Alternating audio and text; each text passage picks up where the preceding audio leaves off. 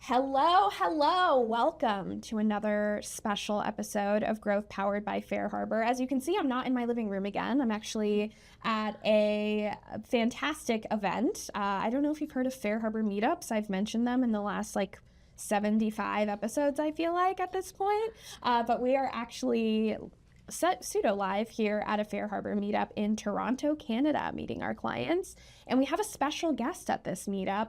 We actually have a representative of GetYourGuide here with us today, Allie. Allie, how are you doing today? I'm great, thanks. How are you? I'm doing great. I'm happy you're here. I'm excited. I'm happy.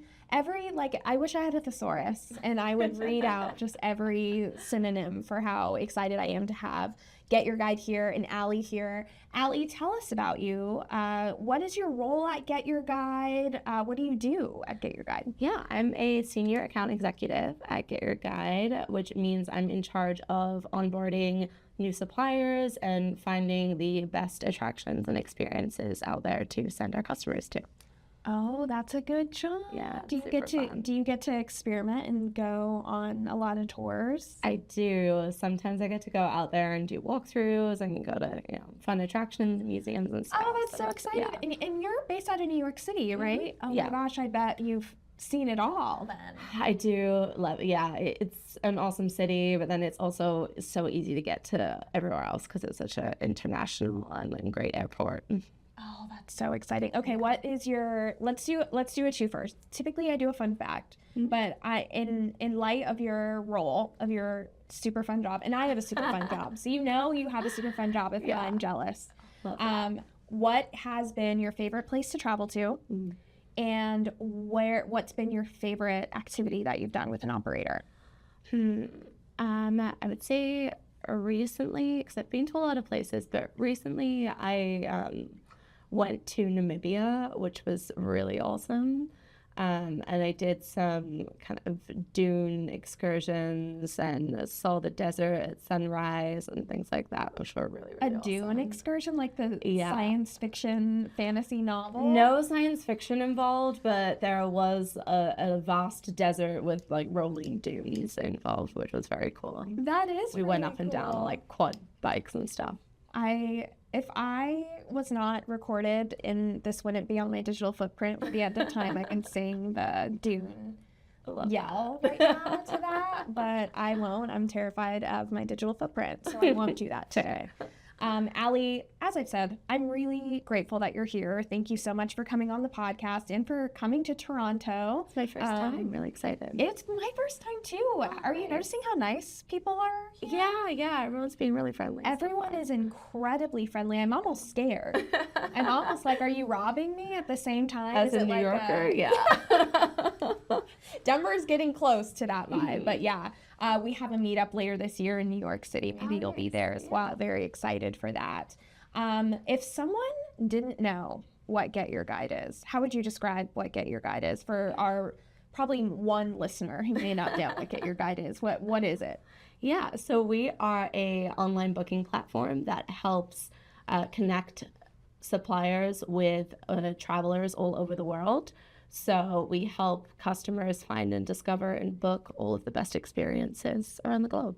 I've definitely booked with you. I just got a trip under my belt in Japan, and I booked a lot of my excursions with you, and they were super fun. We'd love to hear it. And I'll talk about it later in the episode, but I wanted to use GetYourGuide because in Japan, I'm not from there. I don't know the language. And I was just about as American as you can be, in the good ways, just lost on what to do. And I loved GetYourGuide's UX, so I can only imagine how fun it is to work there. With that being said, that's what would draw me in at GetYourGuide as a consumer. What drew you to GetYourGuide as a team member? What made you want to work at GetYourGuide? Kind of the same. I mean, I was a customer first. I also used, also on an Asia trip, actually, GetYourGuide for a bunch of different activities out there a couple of years ago. And it's just such a great customer experience to be able to find and book everything in one place. And I think it's pretty unique, and not a lot of people are doing that yet in this space. And so I was really excited to join kind of a innovative company that is moving the industry forward. Absolutely, and I 100% agree. I will also talk about this in the episode later, is what I love about Get Your Guide is the insights that you guys come out with. I think, is it quarterly you do those insights or monthly? So we're always posting insights in general for individual suppliers to help them, but the travel trend tracker, which I think you were referencing, that's semi-annually. We actually just came out with a brand new one. Oh, that's great. Yeah. Maybe we'll have to, maybe they're seeing an overlay of it right now. Great, we love it. Yes. I love those insights. I think they draw a lot of not only attention, but they just give a lot of spotlight to what operators should be focusing on and what they know they're doing right and what may be just the way the world is going. You know what I mean? 100%. So you're well traveled, as is what I can hear. If you can't hear it, she has an English accent. And as an American, when I hear someone with an English accent, I just assume they're well traveled and smarter than me. Like, I'm immediately like, oh, that's probably, they know Sherlock. They've read it. They've read Sherlock Holmes. They can solve any mystery. He's my best friend. I just assume it. Assuming that you're well-traveled, especially with that Dune story, what makes you so passionate about the tourism industry and the travel industry? Yeah, it's the making memories of it all. It's, we spend so much time in our lives working, and we can have awesome jobs like the ones that we have, but everyone kind of lives for a vacation at some point and another, and those are the points of time that people look back on, when they're 80 and they remember, oh, I went through the dunes in Namibia, and being able to make memories for people is like really exciting. I 100% agree. We always say at FareHarbor, I say in every single episode I record that I drink the FareHarbor Kool-Aid. I can feel a listener right now rolling their eyes at me, but I do. And at FareHarbor, the Kool-Aid flavor is we're in the business of making memories. So I think we share that core value with Get Your Guide for sure. And I think that's partly why Get Your Guide is such an industry leader in the OTA space. Expand on that for me. What do you think sets Get Your Guide apart from other OTAs, and why is it such an industry leader? I think our tech really sets us apart, and there's definitely a tech mindset in that our engineers are always working towards innovation, both on the customer side and the supplier side. So we're constantly coming out with new product updates and exciting ways for customers to discover new experiences, different ways that they can experience the app as well. I would say also our curation as well. That's something that we're moving forward with that we haven't necessarily done in the past, but now that we've gotten to the scale that we're at, we're really focusing on only having those key best of the best experiences and cutting through the noise, because there are so many amazing experiences out there, but you can't go through 200 of the similar tours in an area. So we only want to have the best of the best, and we're on a mission right now to strategically select those and make sure that we're highlighting those, which is better for both consumers and then also suppliers, because they're only getting competition with true competitors. That is something I've noticed. I am going to England really right after this meetup tonight, which I'm really excited about. I love Europe. I love London in particular is so fun, which is where I'm going. And I was trying to find a fun pub crawl. And so I was shopping around for pub crawls, and I was trying to book direct, and I was just so lost. I found this operator, and their website was just so confusing, and I wanted a certain neighborhood to bounce around in, but their website had so many clicks, I immediately had decision fatigue, and I had to hop apps and go over to Get Your Guide, and it was so easy for me to get the neighborhood that I wanted and see how many reviews there were for that particular tour.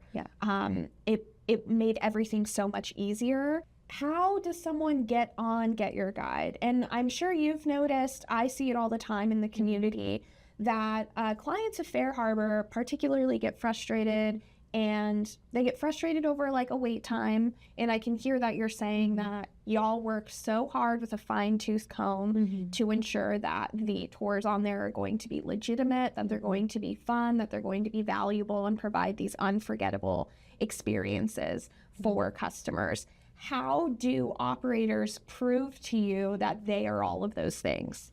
Yeah, so we have a new verification process, which has really helped with this. You know, it's slow going as we're kind of back doing all of our current suppliers, but it's been really helpful in weeding out, you know, there's a lot of bots out there even that are trying to spam and take attention away from actual suppliers as well.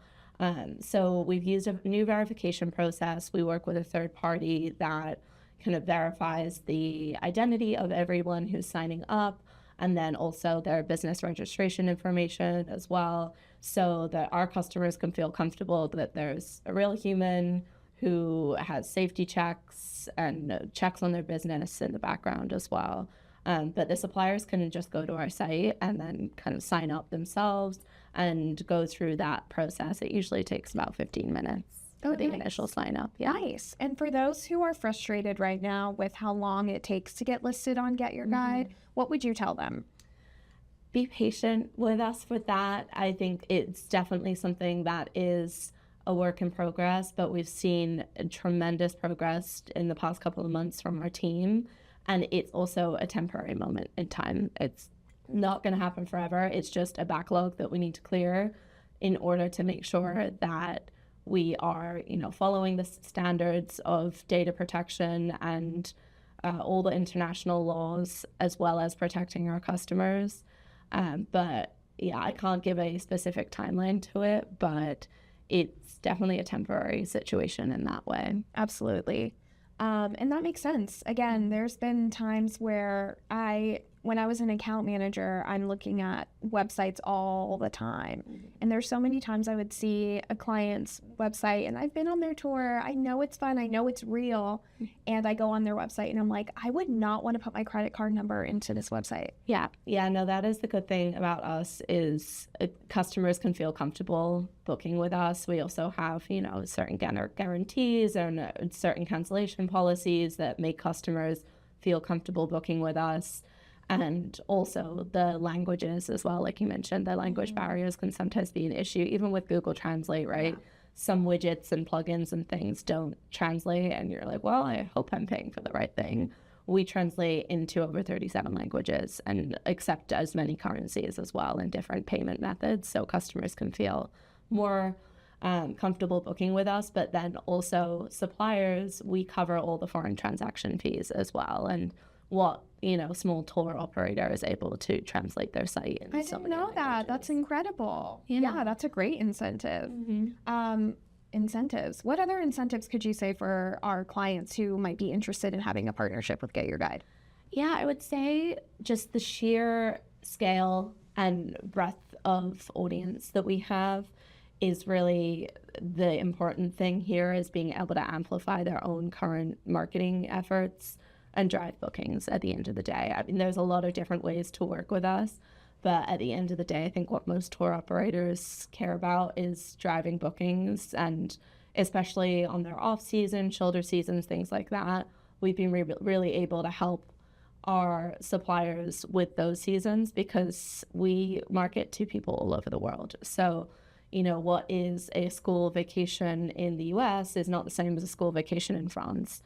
And so maybe the French customer is coming during that time. And what small tour operator is really able to effectively target a French market by themselves, we're able to amplify that voice and drive bookings.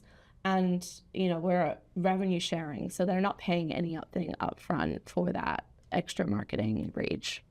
What marketing are you involved with at Get Your Guide? So marketing is my buzzword. I like awaken. I feel like I'm coming back from the dead when I hear the word marketing. I'm like, what? I am curious what that marketing on behalf of the operator looks like with Get Your Guide. I know it's kind of difficult on an audio medium, but maybe you can describe that a little bit for me. How does that work?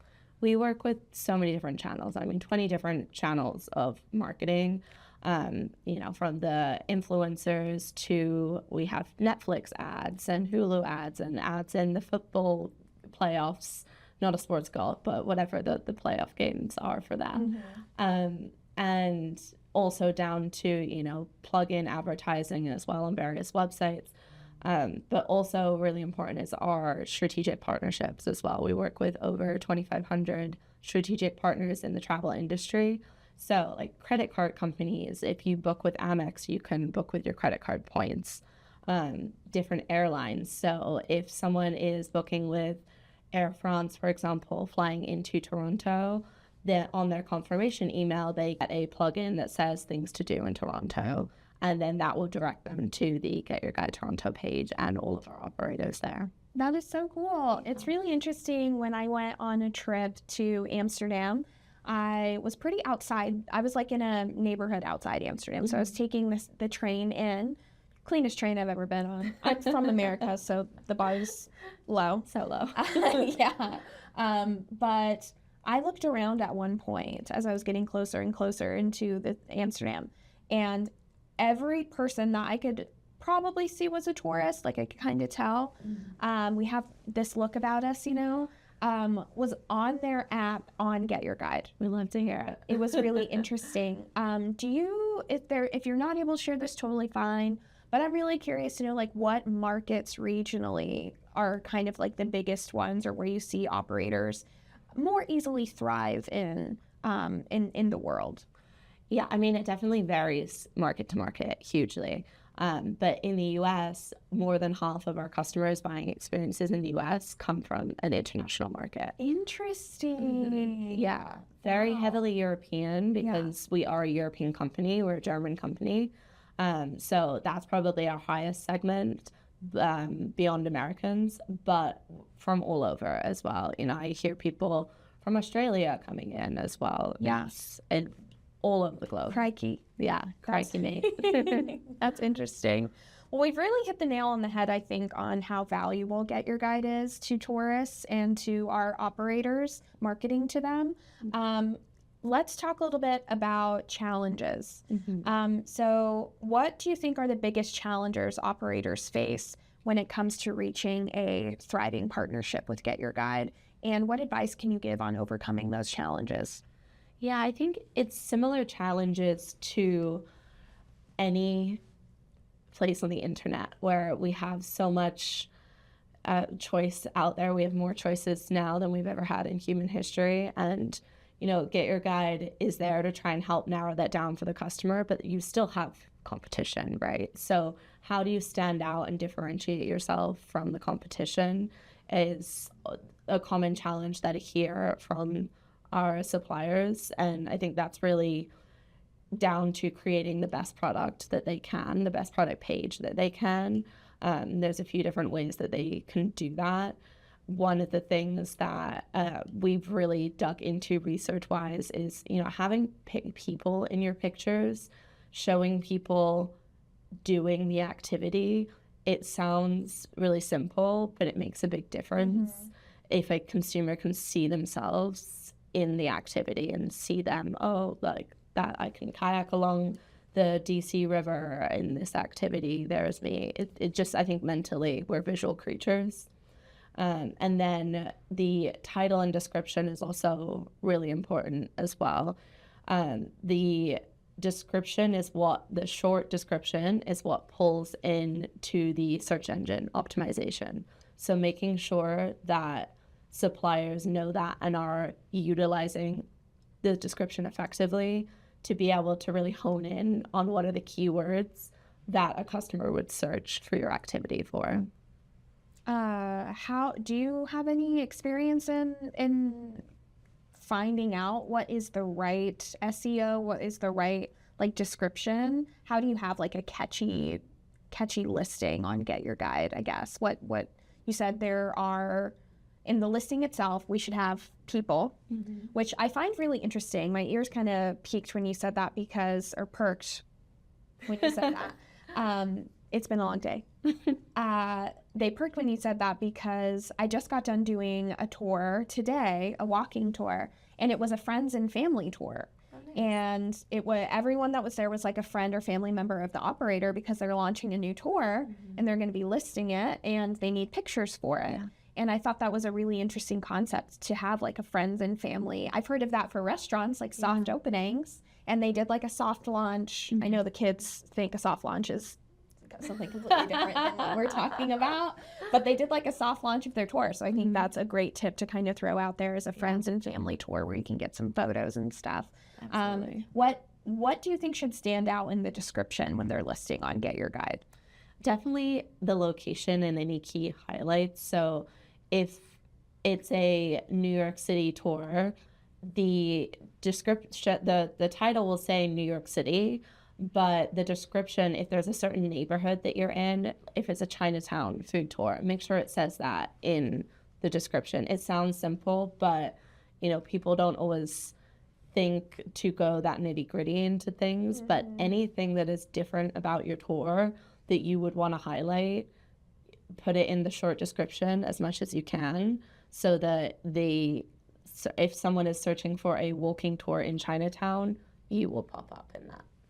Yeah. So it kind of sounds like we're talking, well, first I want to say, the customer is always right, but the customer is not always very smart. Yes. So you got to lay things out for a big old dummy. And I swear, I always say when I walk into an airport, I immediately lose 10 IQ points. And just as the day goes on, it's more and more IQ points that I'm losing. And I feel like it's the same for someone who's traveling. Like, you're just so frantic that you're like, wait, what was that again? What am I doing today? Where was that meeting point? Yeah. So I completely agree that you really got to lay it down. You got to say Chinatown 6, 7, 8 different times in your listing if it's going to be in Chinatown. So it sounds like there's some key pillars of a profitable partnership with Get Your Guide. So we talked about an optimizing and alluring listing, and in that we want to know how to stand out, which you've mentioned. I think another pillar of a strong partnership with FareHarbor and Get Your Guide is the power of reviews. Can you talk to me a little bit about why reviews are so important to Get Your Guide, and what that importance looks like to you as like you're our personified Get Your Guide today? What do reviews really mean to Get Your Guide? Why should they be so important to the operator? And then the icing on top of this question is, how should an operator respond to a negative review they may get from a Get Your Guide customer? Yeah, so that's actually what I'm here to talk about today in our little meetup later. But we just launched a new travel trend tracker about reviews. So our semi-annual research this year was about that. And that's open to the public, so we can shoot the link on there for those listening at home.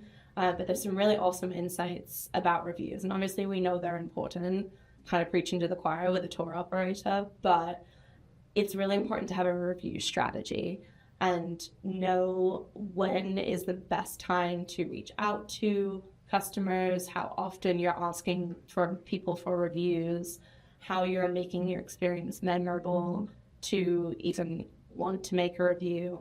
I think a good thing that is probably great news for most FareHarbor operators is that guided tours, vehicle, day trip, boat tours tend to actually have the highest review rate, as in the more people write reviews than attractions.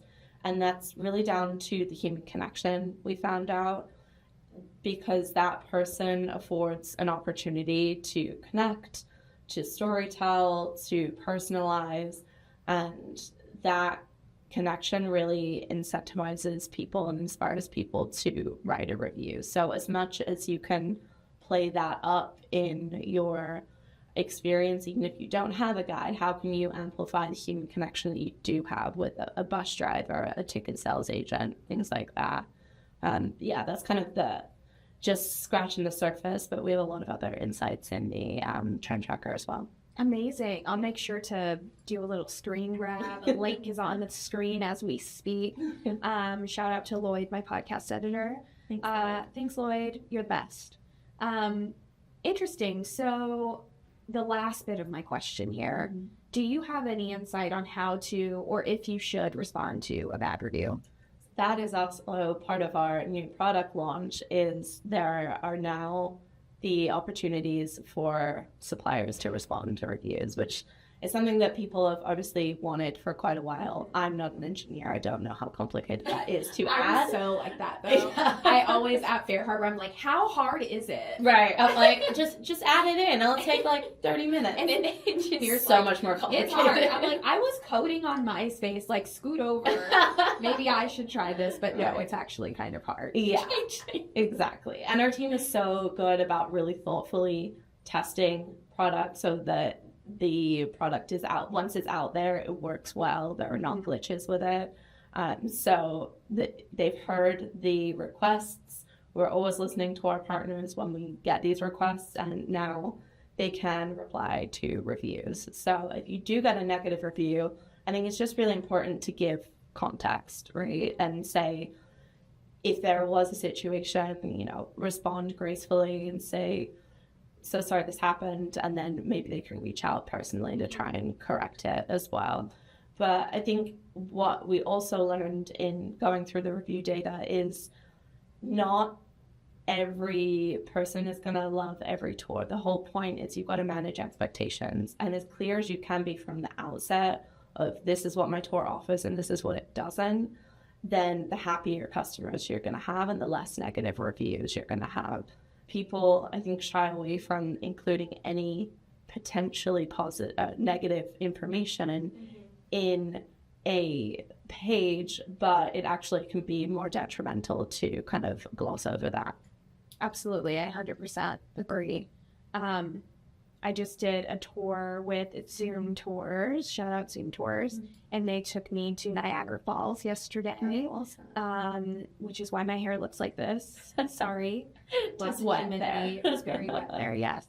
And it was a weird situation because it's today is April 30th, and it's a weird time of year for a lot of operators, especially operators who operate outside, because it's no matter where you are, it's either going to be a great day for weather or a really bad day for weather. In Niagara, typically this is a tour that takes you out to Niagara, and then you hop on a boat. And we couldn't hop on a boat because there's ice there. Oh. So we've seen Titanic. Yeah. I know. Not great. Yeah, it wasn't a great, I don't know if anyone's seen it. There was room on the door, if for anyone wondering. That's just my hot take of the day. But no, we couldn't go on the boat because there was ice there, and they pivoted to having a partner that took us like a journey behind the falls, and we got to like get out of the van and like walk behind, and that's something that I saw very clearly in the description is if you're booking between this date and this date, you're not getting on the boat. We're going to take you to the falls themselves, and you're going to walk through behind them. But there were a couple of tourists from out of the country spoke another language, and they were like, what? We're not going on the boat? And I was like, oh my gosh. Yeah. And it was really interesting to see the tour guide really turn on. Like he was already on, he was already doing such a great job. But I really saw him activate as soon as he saw disappointment in them. And then by activate, I mean like he was perky, and he was like, no, we're not getting on the boat, but like you're going to get right into the falls. You're going to be right behind it. You're going to feel the water on your face, and you're going to be dry the rest of the day. You're not going to be soaked.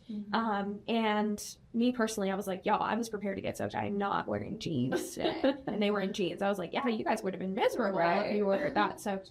But it was interesting. I think that's completely goes into like managing expectations. Yeah. And then by the end of the tour, he was handing out cards, and they were so eager to give him a great review. Yeah. So it is all about like managing those expectations and looking at your tour and thinking, one, with that story, it's like, oh, how am I adapting seasonally? Maybe I'm a boat operator, but I wonder if I can have some type of affiliate partnership with someone who operates year round who provides a great tour. But two, is my listing managing those expectations as effectively as possible? Because the customer's always right, but again, they're not always smart. Yes. Or they don't know what's right. Or they can't, or they like don't fully understand, or things don't translate well. But one also interesting thing that we saw in the review research, which kind of goes back to that point, is that 25% of all positive review comments that we found mentioned something that went wrong the supplier was able to pivot and make right. So it's not about having a seamless experience, but it's about how you handle it. And I think that guy is a great example of that. Absolutely. Oh, that's awesome. Okay, well, that kind of goes into my next question. I love when that happens. It's like, I get paid to do this, make it so easy. But it sounds like there's a lot of successful operators on GetYourGuide. So my first kind of pre-question is, how does GetYourGuide kind of define like a successful operator or a successful partnership with an operator or supplier, as you say? What's that definition for y'all? I mean, we don't have a definition on our side. It's all about what is successful to the supplier, because we can sell as many or as little tickets as we are kind of allowed to with some suppliers. And it's really every supplier's needs are different. So it really, I would pivot it back to what is success for the suppliers is success for us, because we are only doing great business if our suppliers are doing great business. Yeah. But I think something that can be really beneficial with suppliers in taking a look at their success is our insights page and our product performance page. And some of the best, most successful suppliers, if you measure it by a metric of just kind of ticket sales, are looking at those product performance insights and reviewing kind of what does my conversion rate look like? When is it better than, seasonally? Is it better in the winter or the summer?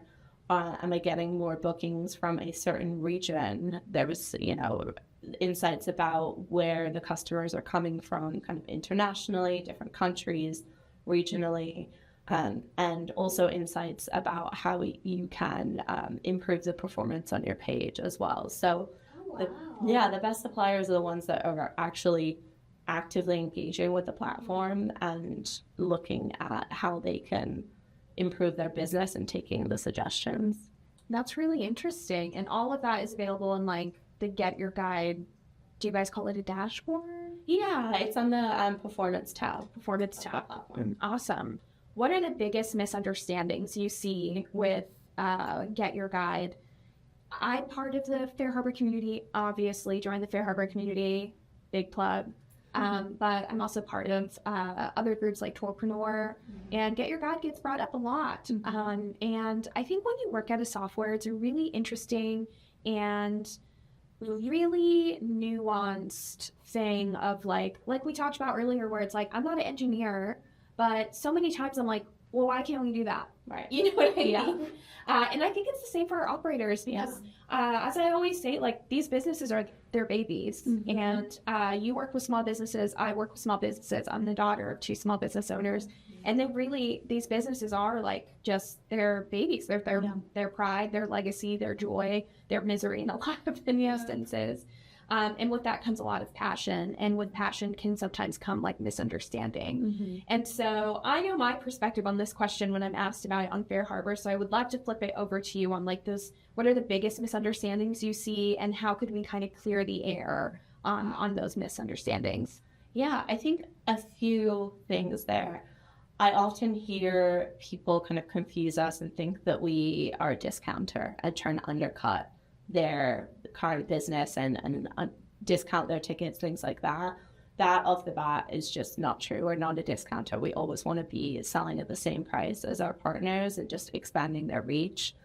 So that can be a challenge to get, operators to understand that we're not a Groupon of the world. We're a very different entity. And then I would say also in misconceptions that the suppliers are going to pay us for services. We're completely revenue share. We are always paying them directly. We are never taking money from them. We're just sharing in any profits of bookings that they can make. So the commission or group rate discount that we're getting, we are really investing right back into the marketing. So that is going to those Netflix ads. It is going to the Chicago campaign where we are advertising all our Chicago operators to someone who's sitting on their couch in Germany, who is the boat tour operator in Chicago currently marketing to someone who's sitting on their couch in Germany. And I think that's also a misconception as well, is that we would be kind of targeting the same audiences. So are we just undercutting them and taking a revenue share of a customer that they would have gotten on their phone? And I would say that 99% of our customers are not crossover with customers that they would have gotten themselves, because we have a much larger reach. We're global, we're fully national, we're not targeting the local markets, and what supplier kind of has the budget to have, Netflix ads and NFL ads and things like that by themselves. So we're just trying to amplify that reach, not kind of cut into the audience that they already have. I love that. Amplify the reach, not cut into what you're already getting. And I think that's so true, because there's many a time where I signed an operator. I think I went to, not me bragging about my travels, but I did a walking tour in Ireland once, and I knew nothing about it. And I did extensive Googling, and I couldn't quite grasp exactly what I was looking for and before I wanted.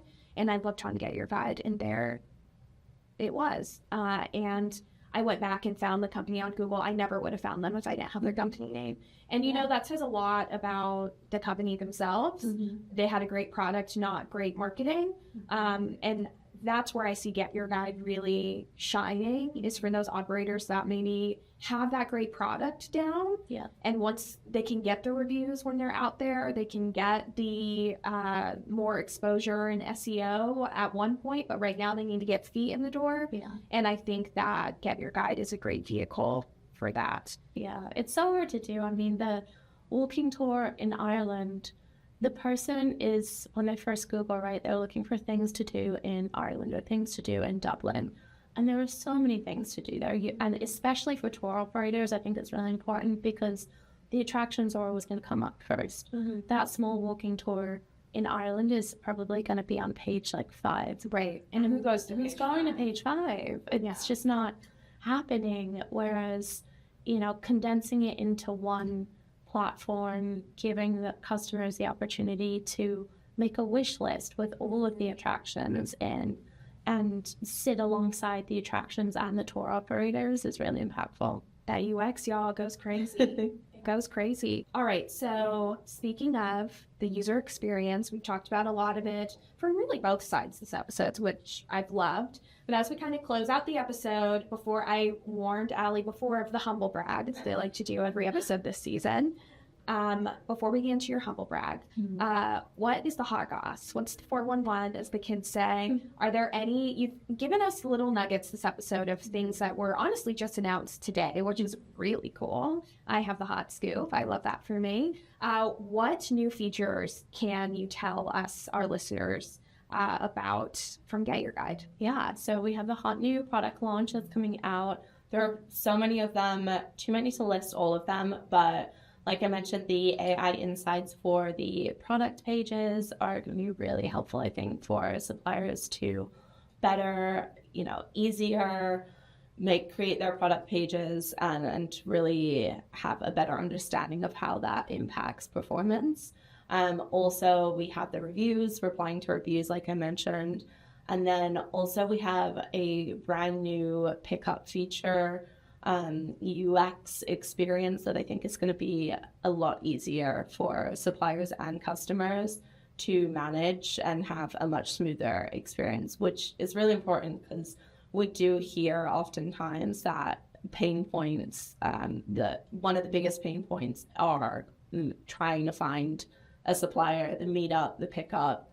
Everything goes smoothly after that, but if the meetup goes wrong, you kind of start on a poor note. So it's great to really streamline that experience a little bit, make it easier for customers and suppliers in the platform. I can't tell you how many times I've broken a sweat or 6 trying to get to a meeting point on time and being lost and being in another country. Yeah. It is the absolute worst. And I just saw this posted in the community today, is that there's so many customers who are like, how do I call GetYourGuide so I know where I'm supposed to go? And it's like, girl, you didn't book, you booked on GetYourGuide, but you didn't book with GetYourGuide. But there is that you can call the operators, and there is that information. But like I said, I mean, people don't love to read through the whole thing, but we do try to make that as clear as possible on the know before you go emails that get sent out. I love the know before you go section. Yeah, especially on the app. All right, we're here at the end of the episode. Allie, thank you so much for being here. I like to ask every one of my guests, even though you're here representing Get Your Guide, I would like to know this from Allie. I would love your humble brag. Okay, so in a humble brag, I want to know what you're most proud of in your work. Tell me all about it. I want to absorb it. I need to hear it. I need to visualize it. Yeah, I mean, I've had some really fun and sometimes big acquisitions. Like I led the charge with acquiring the Brooklyn Nets recently, past year, which was really exciting. But my favorite suppliers to onboard are actually the smaller operators, because you can really see the impact to those small businesses. Like you mentioned with your family earlier, the small business owners, I think there's so many of those out there that it really impacts someone's life and day to day. So, you know, Joe's Boats, when he is able to get on there with Get Your Guide and consistently sell out his boat, maybe he can retire a few years early. And seeing the bookings for those smaller operators really makes my little heart happy. Same. It's the best. Yeah. I love when we do these meetups and we meet small operators for now. And not small, but like just like family owned businesses. Right. And they come in with like their partner, like their life partner, you know, and who happens to be like their also co-owner and co-CEO. And it's just like the cutest thing ever to hear them thriving and hear them like be excited on how to do better. Yeah. And they're also passionate about their business, but sometimes being a passionate tour guide, a passionate boat operator, things like that, you know, you don't want to have to worry about some of the marketing and things like that. So I love being able to help people have a better experience doing that so that they can focus on the things that they do love. Yeah. Oh, I love that. That's exactly the note I would like to end this episode on, Allie. Thank you so much for being here. Thank you so much for having me. It was an incredible episode. You're an incredible guest. I think Get Your Guide offers an incredible product, an incredible platform. Thank you for what you do for our operators. And for coming all the way to Toronto for our FareHarbor Meetup. If you haven't been to a FareHarbor Meetup yet, we still have quite a few left for the end of the year. If you're watching this in 2025, we still have quite a few left. So be sure to check out our events page to look at those. I will also let you plug Get Your Guide. Where should people go to learn more about Get Your Guide and getting listed? Well, getyourguide.com. And you can go to the supplier tag as well, which we'll link in the video for above. And also if you want to check out our LinkedIn as well, that's where we post links to many of the data insights that I mentioned. So the travel trends tracker, that one is also really great information for suppliers to have. Perfect. Amazing. I love those insights. So make sure to check those out. Like you said, one just released, so make sure to check that trend tracker. That was a tongue twister. I'm so proud of myself. And also make sure to like, subscribe, leave a review while you're at it, and make sure to join the FareHarbor community as well, where you can find me and give me all your thoughts on the episode. If you have follow-up questions, I'm happy to pass those over to Allie as well. And yeah, thank you so much for listening. Make sure to give a subscription to us, especially on the YouTube. We're trying to launch that right now. And thank you so much for listening. Thank you so much for being here. And if you're currently on FareHarbor, thank you so much for being with us as well. Again, I'm Rebekah, and this is Allie. Thank you so much, Allie, and we will catch you all next time. See you later.